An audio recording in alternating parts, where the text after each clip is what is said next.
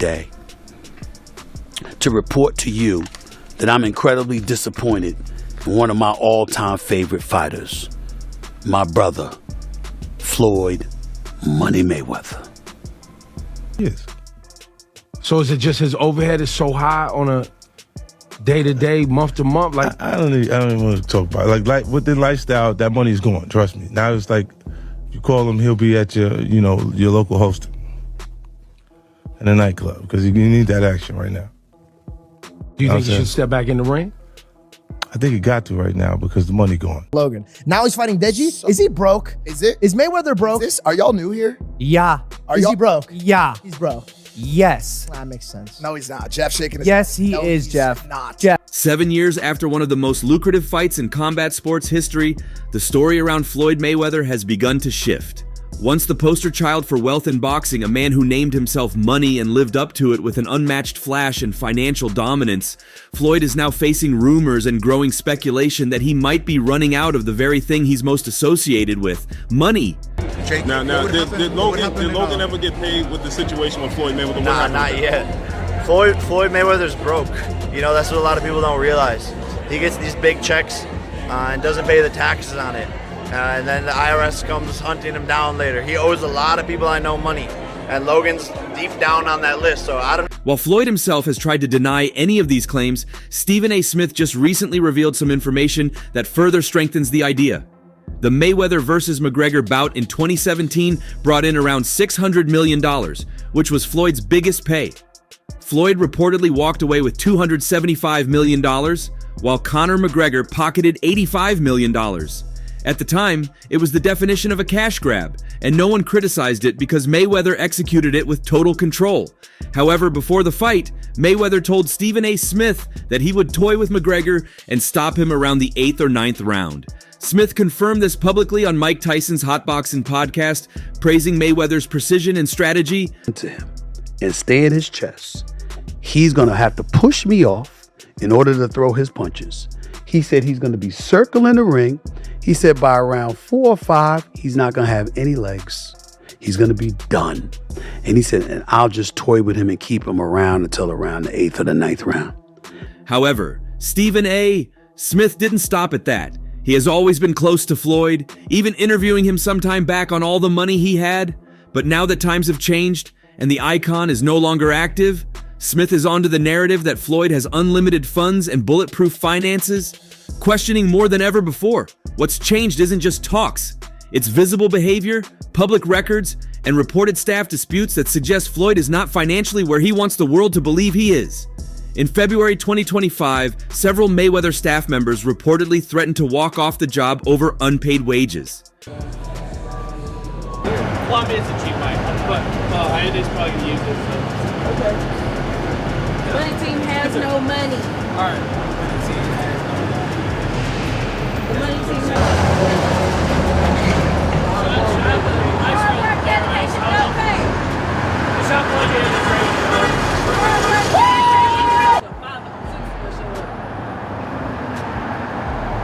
Hard work, dedication, no pay. Personal assistants, gym workers, security personnel, and administrative staff began complaining publicly and privately about late payments and unexplained delays in compensation. This wasn't just one rogue employee, it was multiple people across different departments of the Mayweather camp. The fact that this occurred around the same time Floyd spent over $1 million on a private suite for the Super Bowl in Las Vegas raised some concerns. A man who made over $1 billion in his career struggling to pay his inner circle? That's not just suspicious, it's damaging, especially for someone whose brand has always been built on outspending everyone in the room. Money made all day. You know, right here, a light million. Over there, counting up another million over there. Walk with me, ladies and gentlemen. Let me take you into my life. The optics are even worse when you look at the pattern Floyd's been following since 2018. He's had more exhibition fights than a retired boxer of his stature typically should. These aren't legacy fights. These aren't competitive bouts. They're paydays, plain and simple. Floyd fought Japanese kickboxers, YouTubers, social media influencers, and unknown fighters in Dubai and London. In each of these matchups, Mayweather has called it easy money, but it's worth asking why a retired fighter who claimed to have $300 million in his checking account in 2017 keeps flying across the world to fight people with no boxing credentials. Are you holding other fighters accountable, like Floyd, for example? I mean, Floyd doesn't even know his opponent's name, so are you holding him accountable to that? Floyd should still be fighting people that, you know, he at least people that know that his opponent's name and stuff. Are you saying the same thing? Hold on. A couple things. Number one, last time I checked, Floyd retired. These are exhibitions that but I don't even count these. Floyd will tell you that himself. When Floyd, I didn't count Conor McGregor as a boxing match. That was a damn exhibition. I ain't paying no attention to that with Floyd. People around the sport are beginning to connect the dots. Floyd has not secured the kind of sustainable investments that many elite athletes pursue post-career. He was never known for putting his money into long-term portfolios, sports teams, or infrastructure. He spent. All through, he bought massive homes, a fleet of cars he rarely drives, jewelry collections worth millions, private jets, and watches worth more than some people's homes. All of it played well on social media, but assets like these depreciate, and maintenance alone becomes a small fortune over time. Arnold Schwarzenegger, limited edition AP, all factory, 1.8 million right here. The $20 bills section. We like to call this the Andrew Jackson section, but I like to call it wallpaper. 200,000 in 20s. I heard in the song you can get the biggest Chanel bag in the store if you want it. Well, it's the biggest Chanel bag in the world. I got this bag from Karl Lagerfeld. In 2024, Floyd made headlines by claiming he paid $18 million in taxes to the IRS. While this was meant to show he was still earning big, it also exposed another truth. He didn't have the financial infrastructure in place to manage his taxes effectively. Most billionaires don't pay that much because they've got CPAs and legal teams who optimize their tax burdens. Floyd apparently is still handling things the way he always has. Spend first, think later. Mayweather, why they got you up under the gun again on $25 million in taxes? Hey man, stuff about to get real for you, Floyd, man, because you already owe Gervonta Davis $33 million that you ain't paid him. Do anybody find this strange that your boy Floyd is on all the IRS money, on Dubai money, on Gervonta Davis money, but yet we have all this stuff, all that flash that y'all see. But y'all realize, man, he get a lot of that stuff. And from here, it only gets worse. Just some months ago, in early 2025, Floyd also announced he had invested in a $402 million Manhattan skyscraper project. The media jumped on it, but when the actual real estate records were pulled, Floyd's name was nowhere to be found in any ownership or stakeholder documentation. Real estate insiders confirmed that Mayweather had at most a minor, non-controlling stake in the development, yet he promoted the story as if he owned the building outright. All this money made. No partners. All by myself. Over 1,000 apartments. I'm just getting started. This kind of exaggeration fits the image Floyd has carefully crafted for years, but now it's drawing criticism instead of applause. The difference now is that people are questioning if it's all just for show. When someone keeps talking about money but has to keep proving it with louder and louder stunts, it starts to look less like confidence and more like desperation. More recently, Floyd's behavior around his exhibition fights has become more erratic. He's taken fights with almost no buildup. I just saw 50 Cent. Like, I totally disagree with you if you think that's a good look. I get what you're saying. I completely get it. Dude, he's one of the greatest of all time. He never lost. He's 50 now. So he's going to do that for a bag, for clout.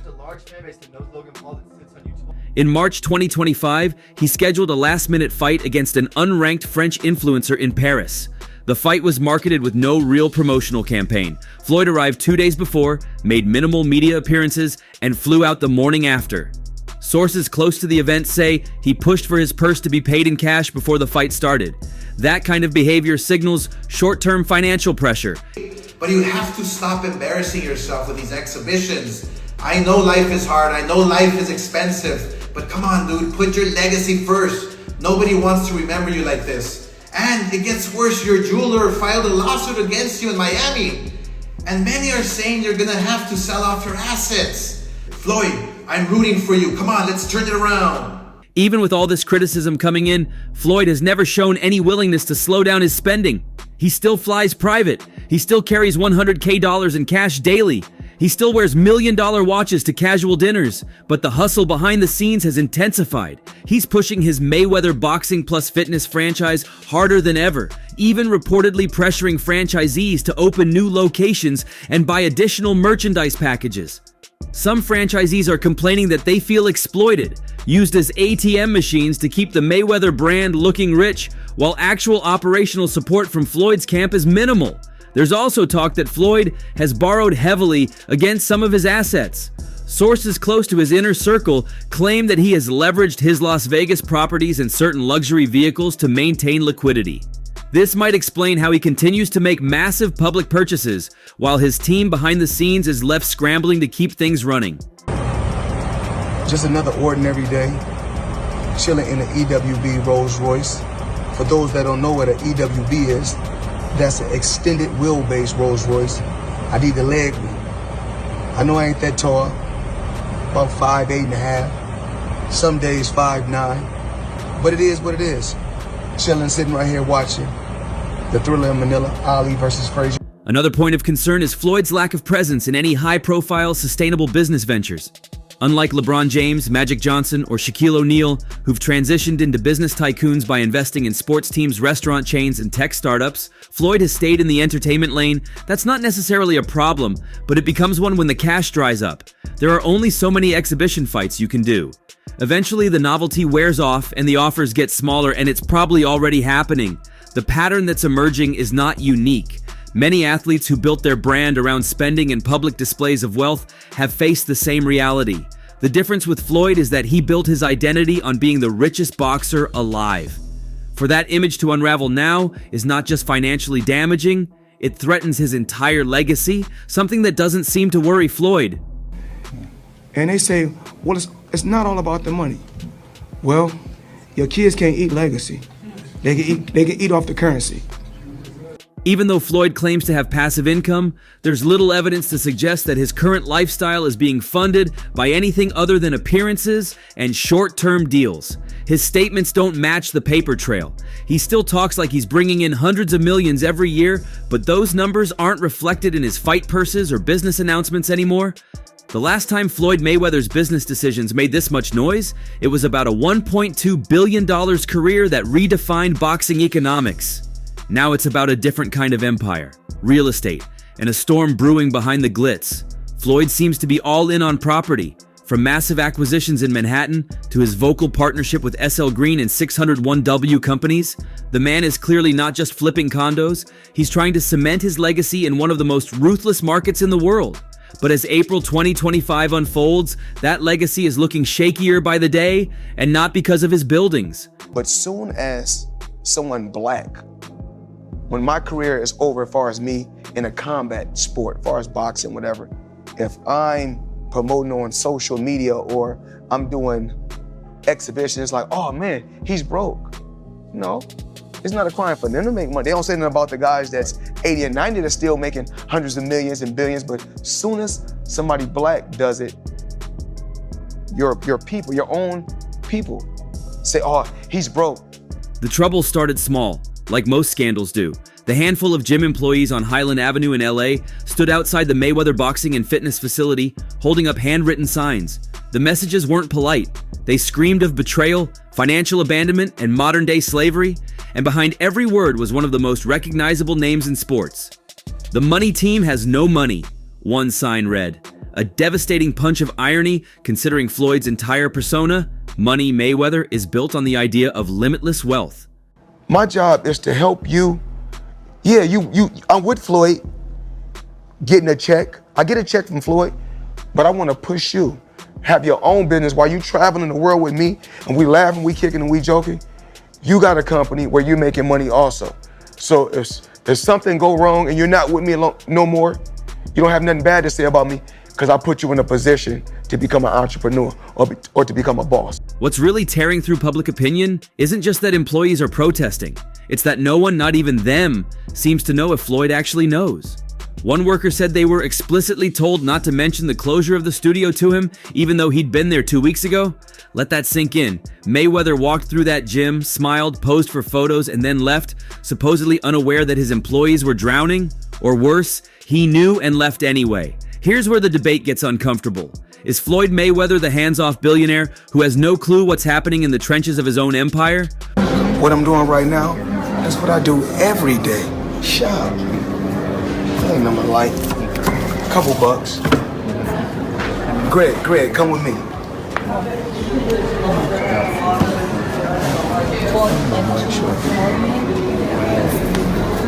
I didn't get these. Yeah. I did? Yes. Or is he the guy who saw the storm coming and is quietly building financial bunkers in the form of commercial skyscrapers while his fitness brand bleeds? The California Labor Code doesn't care about image. The penalties for withholding pay can quickly spiral into thousands. And if those gym staff file a class action lawsuit, the optics alone would be a nuclear hit to Mayweather's brand, especially if the money team is proven to be a paper empire backed by late checks and corporate ghosting. For someone whose entire gimmick was being untouchable, this is dangerously close to being broke in public.